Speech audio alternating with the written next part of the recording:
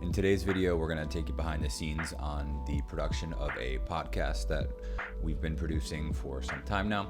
This is us just getting set up here, and I'm going to break down exactly what's inside the live box, how we produce this podcast, what the camera and audio setup is, and how you can do it yourself.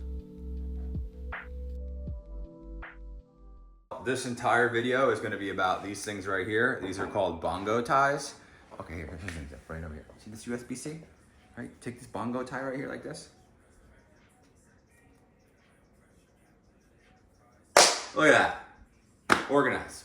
Now, okay, so this video is gonna be about our mobile podcasting setup, and I'll explain why we purchased this equipment and how it helps enhance the workflow. So the ultimate goal with the podcast was for us to be able to come together, set up fast, and once we're finished with the actual recording of the podcast, have a finished product, right? So this setup allows us to do that. And it looks extremely fancy, but it's really only three key components, right? So this is an Atem Mini Pro ISO in a live box with a little monitor, so we can see our sourcing there, and you can kind of switch between cameras.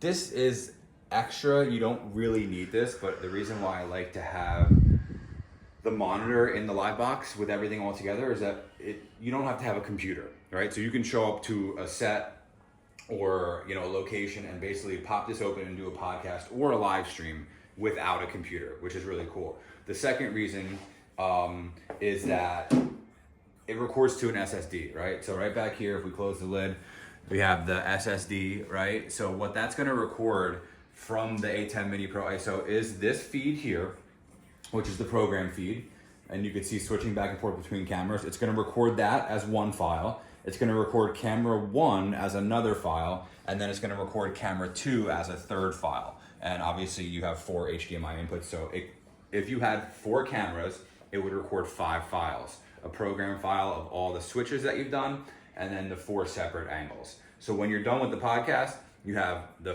files already switched and ready to go. The audio is synced up from the Rodecaster Pro 2, which if you check this out over here, this cable right here, you need to get a balanced cable for the output. So basically this allows us to send the audio from the Rodecaster into the switcher, and then it's recording the audio and baking it into this, so that way once the file and the podcast is done, the SSD has the finished file on it. But you always want to get backup, so we can record to an SD card on the Rodecaster Pro, and then we can record into the SD cards in the cameras for a backup. So we have backups for our video files, and we have backups for our audio files. So for the cameras, I mean, you can really use any cameras. You can just running today an A7S III with the 16 to 35 G Master for our main camera, and then be careful here, this is a trip hazard with our HDMI cable. We had some technical difficulties with the HDMI cables, but then we're running the FX3 with the Sigma 24 to 70, and then I just have like a little V-mount battery set up on there, so that way we don't have to worry about power, because these cameras do burn through batteries quickly. So, we have a couple lights just to kind of separate our subject off the background. And yeah, this is Scott. You want to check out From the Grave podcast. We've been producing the podcast for a while now. It's an incredible show. Scott, give the viewers just a quick synopsis, maybe like a quick little 30-second summary on what the show's about. Yeah, so the show is about just the quick elevator pitch is just about the real and raw material of life with a heavy spiritual undertone.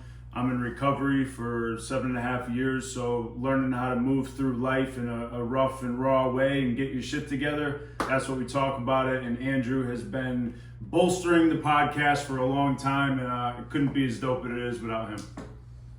I'm a proud supporter of From the Grave podcast. When you have a positive message and you're making an impact on people, that's always something I can get behind. So, but the lights, 2 little tube lights there to give us some color on the background, Amaran T2C, and then the Amaran 200X for the key light. And the reason why I like this setup is because it's all controlled. I've said it, in a previous video and talk about it all the time. It's all controlled through the Citus Link app, which is a game changer. So I can sit back here with my phone, I can control the colors of the lights, the intensity, the brightness, all from the app. So that's really cool. So yeah, that's a high level overview of the setup, and I'll put some finished clips of what it looks like in there, and that's it.